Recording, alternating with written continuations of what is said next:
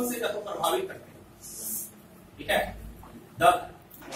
इसके अंदर जो जो आपको बताया गया था इंग्लिश में, ठीक है, क्या उसको बोला जाएगा, तत्व को एलिमेंट्स, ठीक है। The factor it influence the business environment, clear. ये फैक्टर यही है, यही सभी फैक्टर हैं जो मिलकर बिजनेस एनवायरनमेंट को प्रभावित करते हैं, क्लियर। ये सारे तत्व मिलकर, इसको ध्यान रखना। अगर आप इस चार्ट को याद करते हैं, इस क्वेश्चन को याद करने की जरूरत नहीं पड़ेगी। ये सबसे बड़ा चीज है, व्यवसाय पर्यावरण को प्रभावित करने वाले विभिन्न तत्व, ठीक है। तो कितने तत्व टोटल? 5 तत्व हैं जो व्यवसाय पर्यावरण को प्रभावित करते हैं, ठीक है। इसके बारे में आप बना सकते हैं इकोनॉमिक पर्यावरण, अर्थव्यवस्था, ठीक है, आर्थिक पर्यावरण भी है जो व्यवसाय पर्यावरण को प्रभावित करते हैं, ठीक है। अब इसके अंदर दूसरा क्वेश्चन भी यही आता है कि व्यवसाय पर्यावरण कितने प्रकार के होते हैं, ये भी यही है आंसर। व्यवसाय पर्यावरण भी 5 प्रकार के हैं और प्रभावित करने वाले तरीके भी 5 ही है। दोनों क्वेश्चन का आंसर एक ही है। एक चार्ट आपके सारे क्वेश्चन का आंसर क्लियर कर देता है, ठीक है। यहाँ सबके बारे में दिया हुआ है। इकोनॉमिक एनवायरनमेंट क्या है, ये सब जो समझाया वही चीज है। इकोनॉमिक एनवायरनमेंट के बारे में समझाया आपको, ठीक है। सोशल एनवायरनमेंट, टेक्नोलॉजिकल एनवायरनमेंट सबको समझा दिया गया आपको। नाउ दिस चार्ट,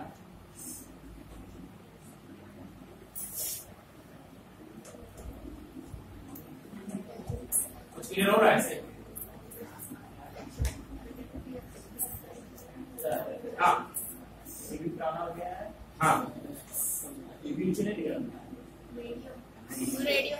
नहीं, अवन है, वो अवन है, टीवी नहीं है।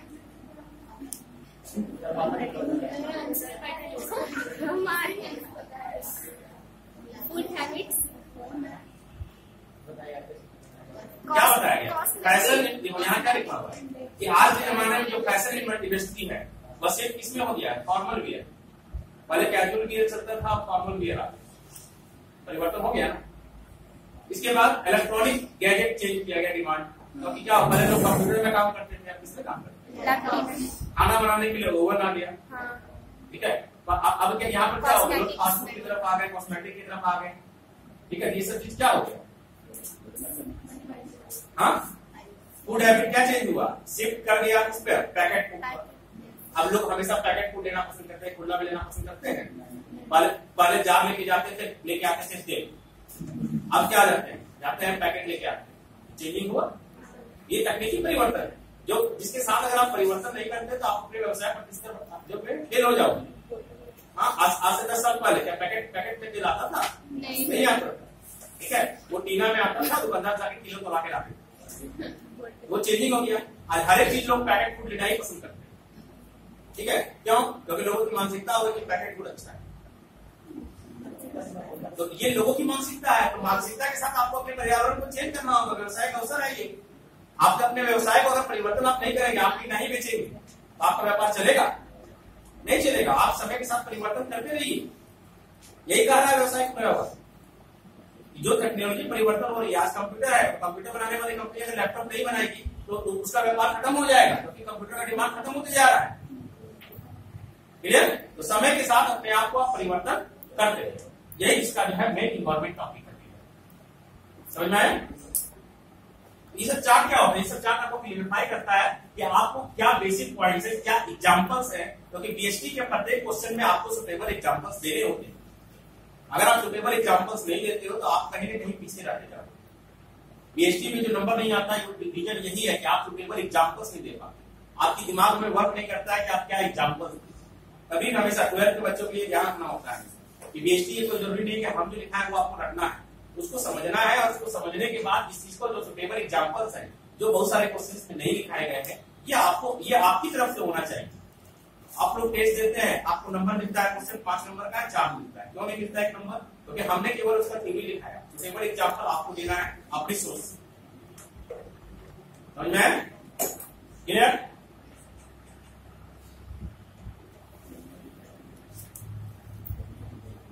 ये क्या होगा?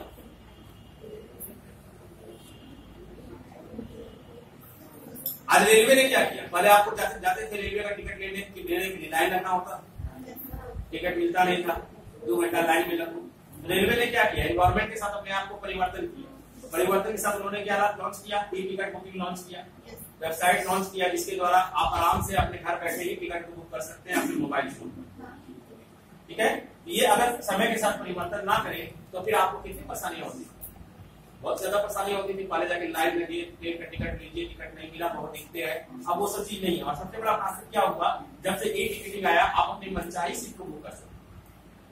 ठीक है, आप अपने मनचाहे जो सीट आपको पसंद है वो सीट बुक कीजिए, लाइन में लगते थे, जो सीट मिल गया वो मंजूर। यहाँ वैसा नहीं है, आप जैसा चाहे वैसा सीट को बुकिंग कर सकते हैं और लगातार ट्रेन का स्टेटस चेक कर सकते हैं कि आपको मान लीजिए ये ट्रेन नहीं मिला, दूसरी ट्रेन क्या है, सारी चीजें सुविधा। आपको स्टेशन में ये सुविधा नहीं मिलती। स्टेशन में आपको पार्टिकुलर फॉर्म भर के देना पड़ता था कि नहीं हमको इसी ट्रेन का टिकट चाहिए, ये ट्रेन का टिकट नहीं है वापस आइए, वो चीज नहीं है। यहाँ आपको ऑप्शन मिलता है कि यहाँ ये ट्रेन नहीं, दूसरी ट्रेन में देख लीजिए, दूसरी नहीं है, तीसरी में देख लीजिए। ये परिवर्तन किया गया, समय के साथ परिवर्तन कीजिएगा तो व्यापार में वृद्धि होगी। क्लियर, ये सब क्या है, व्यवसाय परिवर्तन का नतीजा है जो व्यवसाय पर्यावरण को प्रभावित करता है। सब वही सब दिया हुआ है पर्यावरण के बारे में जो आपको समझाया गया। ठीक है, अब यहाँ पर एक टॉपिक आ रहा है कि व्यवसाय पर्यावरण क्या क्या हुआ। तो लिबरलाइजेशन इसका मतलब जानते हैं, what is the main point of liberalization, क्या बोलते हैं इसको हिंदी में बता सकते हैं? रूढ़िवादी नहीं, रूढ़िवादी नहीं है, इसको बोला जाता है उदारीकरण। हाँ, उदारीकरण। ठीक है, तो क्या हुआ, समय के साथ जब सरकार ने देखा कि व्यवसाय के क्षेत्र को बढ़ाने के लिए कुछ नई नई नीति को यानी पर्यावरण को चेंज करने की आवश्यकता है, तब उन्होंने क्या किया कि एक उदारीकरण की नीति को अपनाया। उदारीकरण की नीति के अंदर मतलब आप केवल किसी एक क्षेत्र में पार्टिकुलर बन के व्यापार ना करें, आप चाहें तो अपने व्यापार को पूरे विश्व भर में फैला सकते हैं। इसके लिए आप पर कोई प्रतिबंध नहीं। इस प्रतिबंध से मुक्त किया गया भारत के व्यापारियों को, जिससे आज भारत के व्यापारी पूरे विश्व में अपनी मांग को बेचते हैं। अगर आज भारत में अगर विश्व में जोड़ा जाए तो विश्व के सबसे तीसरे जो सबसे अमीर आदमी बता सकते हैं, उनका नाम क्या है? नहीं जानते? उनका नाम है लक्ष्मीपति मित्तल, मित्तल इंडस्ट्रीज के मालिक। अगर ये उदारीकरण की नीति नहीं आती तो वो भारत में ही अपना लोहा बेचते रहते। आज वो पूरे विश्व में अपना माल को बेचते।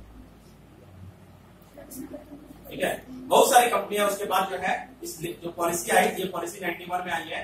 91 के बाद इन्होंने काफी अपना व्यापार को इंक्रीज किया और आज विश्व की तीसरी सबसे बड़ी महाशक्ति बनी हुई।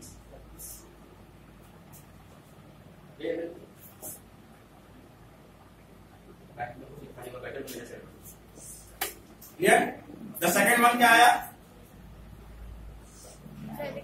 प्राइवेटाइजेशन, निजीकरण। तो निजीकरण क्या है? तो आज से 1991 से पहले the many of the people, बहुत सारी कंपनी जितनी थी भारत में, तकरीबन जो 90% कंपनी थी वो सरकार के पास थी।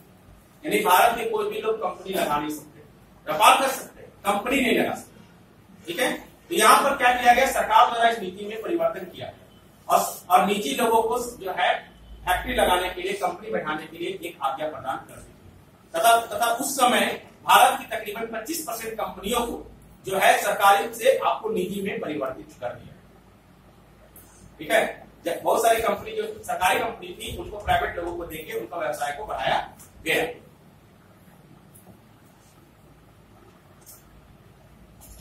And the last point is called globalization. इसका मतलब क्या होता है? नहीं जानते हैं? यहाँ एक वर्ड है ग्लोबलाइजेशन से अगर छोड़ दिया जाए तो यहाँ पर क्या बसता है? ग्लोबल बसता है। What is meaning of global? वैश्वीकरण, पूरे विश्व। ठीक है, यहाँ पर वही किया गया, पूरे विश्व से व्यापार को बढ़ाया गया। सभी देश से समझौता किया गया कि कोई भी देश जो है, इसमें एक संस्था बनाई गई थी G20, जिसमें 20 देश शामिल हुए थे और इन 20 देशों ने हस्ताक्षर किया कि हमारे एक दूसरे देश के व्यापारी हमारे यहाँ बिना किसी प्रतिबंध के, बिना किसी लाइसेंस के अपना माल को बेच सकते हैं। इसके लिए उन पर कोई प्रतिबंध नहीं होगा और सरकार उनको संरक्षण प्रदान करेगी। ठीक है, ये 20 देशों की एक समिति बनी थी जिसके द्वारा एक काम किया गया। इसके बाद आज बढ़ते बढ़ते दुनिया के 140 देश इस संस्था में शामिल हो चुके हैं, जिनका नाम है WTO, world trade organization. Clear? इसमें 140 सदस्य देश हैं जो इस पर जो व्यापार को फ्री व्यापार को बढ़ाने के लिए इस पर कार्य किया गया।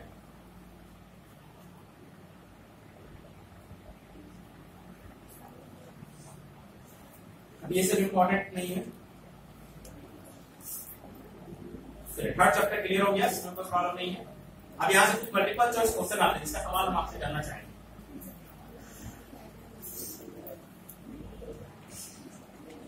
बड़ी बंद करो।